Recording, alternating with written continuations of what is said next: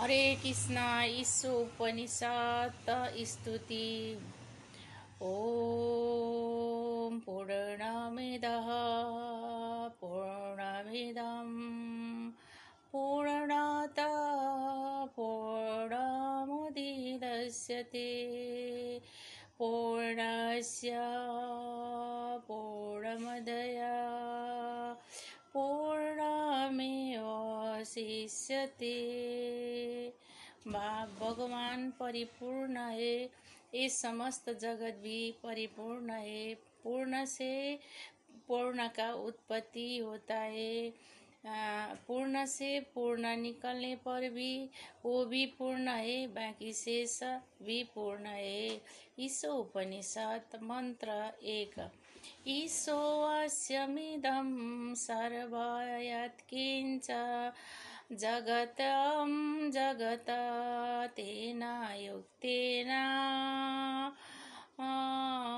भुजितामागृदकस्य स्वेदधनम्।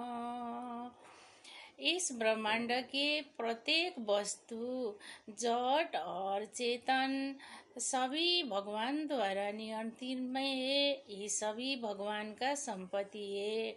इसमें हमें लालचा करना नहीं चाहिए। भगवान द्वारा अपने लिए जो मिले उसमें संतोष का भाव से जीवन यापन करना चाहिए। दूसरे के संपत्ति में लालसा करना नहीं चाहिए।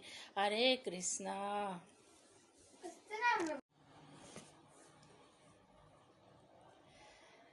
2 अध्याय को 7 नंबर श्लोक का कार्पण्य दोषोपात स्वभाव पृच्छामि तां धर्म समूढचेत यक्षयशन्ये निश्चित ब्रूहितं मे शिष्यस्तेऽहं सधिमां त्वां प्रपन्ना। मैं अपनी कृपण दुर्लभता के कारण से मेरा कर्तव्य भूल गया हूँ, धैर्य भी खो गया हूँ। मेरे लिए क्या कल्याणकारी है। मैं आपके शरण में पड़े हूँ। आप मेरे गुरु हैं, मैं आपके शिष्य हूँ। मेरे लिए उपदेश कीजिए। 2 अध्याय के 13 नंबर श्लोक का देहिनो ऐसे तान्यर्थ देहे कौमारं यौवनं जरा तथा देहांतर प्राप्ति धीरस्तत्र न मोहति। ये शरीर बचपन से युवावस्था से वृद्धावस्था प्राप्त करती है, वैसे ही आत्मा भी एक शरीर से दूसरे शरीर में परिवर्तन करते हैं। इससे अवस्था में धीर पुरुष कभी शोक नहीं करता है। 2 अध्याय के 20 नंबर श्लोक न जायते मृजयते वा कदाचिन्नायं भूत्वा भविता वा न भूय अजो नित्य शाश्वतो पुराणो न हन्यमाने शरीरे। आत्मा कभी जन्म नहीं लेती है, कभी नहीं मरती है।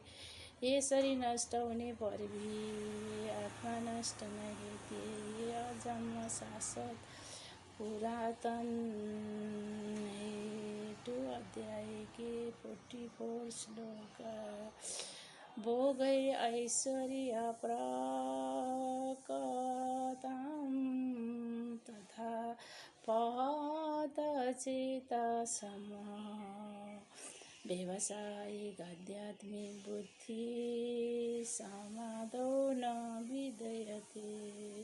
जो लोग इंद्रिय भोग तथा ऐश्वर्य भोग में आसक्ति रहते हैं, ये लोग ऐसे चीज में फंसे हैं। ये लोग का बुद्धि स्थिर और मन एकाग्र नहीं बनती।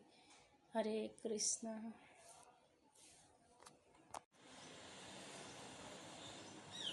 हरे कृष्ण। प्राकृते क्रिया कर्माणि गौरै कर्माणि सर्वश अहंकार विमूढात्मा कर्ता महति मन्यते। जीवात्मा अहंकार के प्रभाव से मोहग्रस्त होकर अपने आप को समस्त कर्मों का कर्ता मान बैठाए जो जबकि वो वास्तव में प्रकृति के 3 गुण से ये कर्म संपन्न किया जाता है।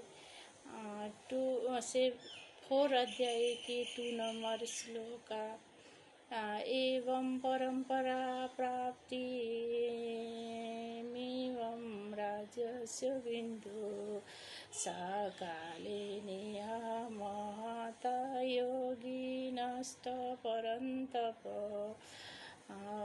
यहाँ दिव्य ज्ञान गुरु शिष्य परंपरा से चला रहा था। राजर्षि भी ऐसा ही समझा था, लेकिन समय के एक काल में आकर ये दिव्य ज्ञान लुप्त हो गया। 4 नंबर के 8 नंबर श्लोक पवित्राणाय साधूनां विनाशाय च दुष्कृतं धर्म स्थापनार्थाय संभावी युगे युगे। भक्त को रक्षा करना, दुष्ट का विनाश करना तथा धर्म की रक्षा करना म हर युग में प्रकट होने छु। 4 अध्याय का 9 नंबर श्लोक जन्म कर्म च मे दिव्यमेवं यो वेत्ति तत्त्वतः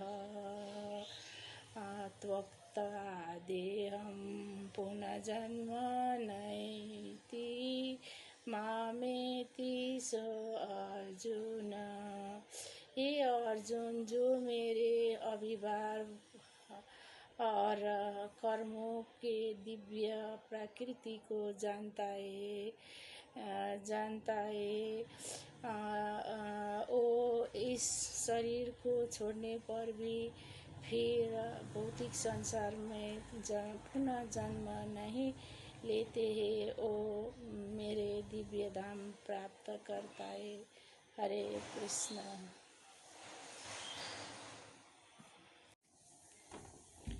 हरे कृष्ण।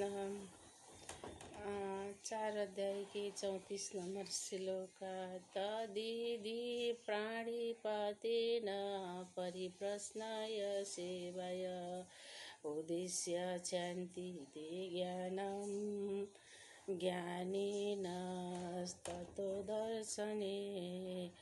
तुम गुरु का सामने बस विनम्रता साथ प्रश्न गर, गुरु को सेवा गर, सत्य को दर्शन पाएगा। गुरुले तिमीलाई मार्गदर्शन गर्ने छन्। अध्याय 5 के 22 नंबर श्लोक यही संशेष पर्छ यो भोग दुःख यो नय एव ते आदान्तवन्त कौन्तेय न ते सुरम ते बुध। हे अर्जुन, इंद्रियों और विषय भोग का स्पर्श से उत्पन्न होने भोग दुख के कारण है। इसका शुरुआत भी है, अंत भी है। ये जानने से मनुष्य इसमें नहीं लग फंसते हैं। श्लोक 5 के 29 नंबर श्लोक भोक्तारं यज्ञ तपसं सर्वलोक महेश्वर सहदं सर्वभूतानां गत्वा मां शांति पृच्छामि। जो व्यक्ति भगवान श्री कृष्ण को सभी तपो सभी यज्ञों का और सभी का स्वामी मानता है और सच्चा मित्र मानता है, वही व्यक्ति शांति प्राप्त करता है। श्लोक 6:47 योगिनामपि सर्वसम्मतगतेन अन्तात्मना श्रद्धा भजते यो मां स मे युक्ता तपोमता।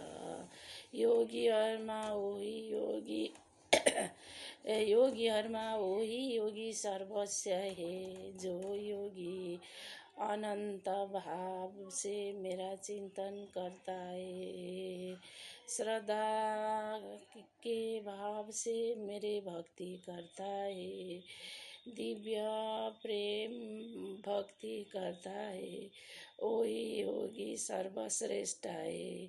यही मेरा मत है। हरे कृष्ण।